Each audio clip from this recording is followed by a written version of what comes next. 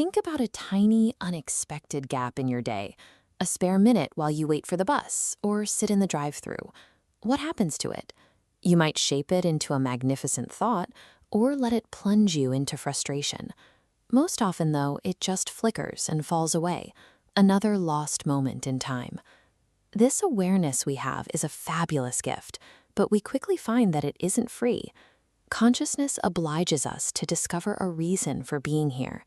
It demands that we unearth our own individual purpose, and that is a phenomenal challenge.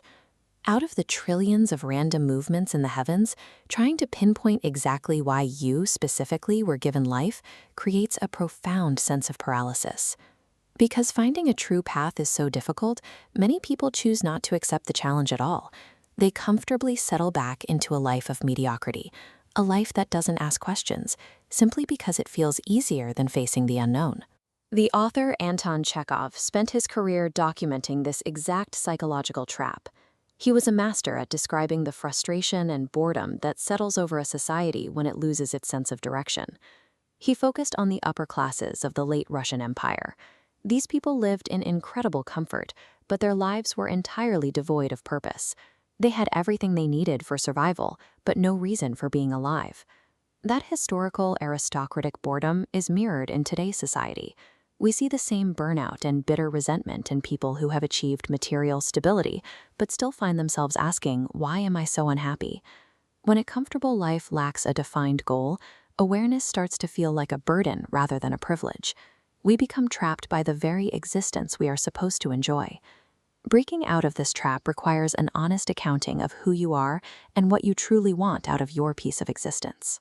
To get there, you have to use your secret weapon, the quest of action. Norman Vincent Peale, a student of human confidence, identified exactly how movement, or the lack of it, dictates our mindset. Peale argued that fear thrives in the spaces where we hesitate. Hesitation actually manufactures the very anxiety we are trying to avoid. Choosing to remain totally still doesn't keep you safe. It creates a state where existential dread can take root and grow. I once had a university philosophy professor who demonstrated the logic of movement through a simple rule for his exams.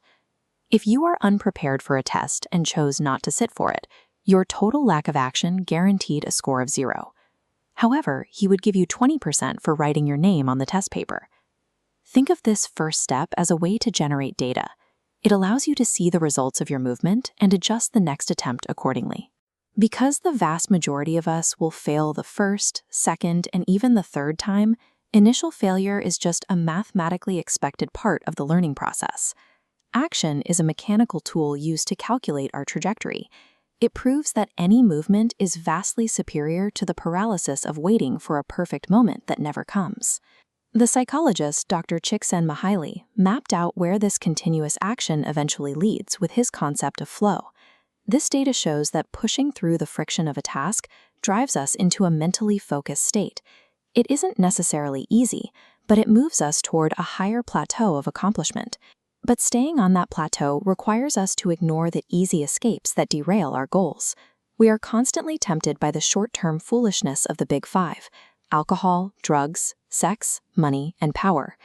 Choosing these distractions over meaningful struggle permanently derails your life goal.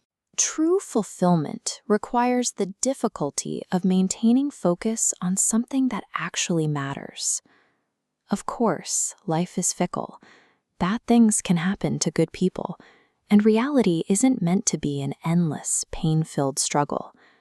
Reclaiming your life from the role of a wage slave, someone who mindlessly trades their time for survival without a higher purpose, requires constant critical thinking. It means taking an honest accounting of how your time is being spent. Part of that critical awareness is the ability to recognize when it is time to reward yourself. You must be capable of pausing to identify the magical moments, a sunset or a meaningful talk with a friend, as these are the instances that actually develop your personality. We only receive this consciousness once. Our highest responsibility is to spend our time boldly on purposeful action, while remaining open enough to recognize the beauty of the present.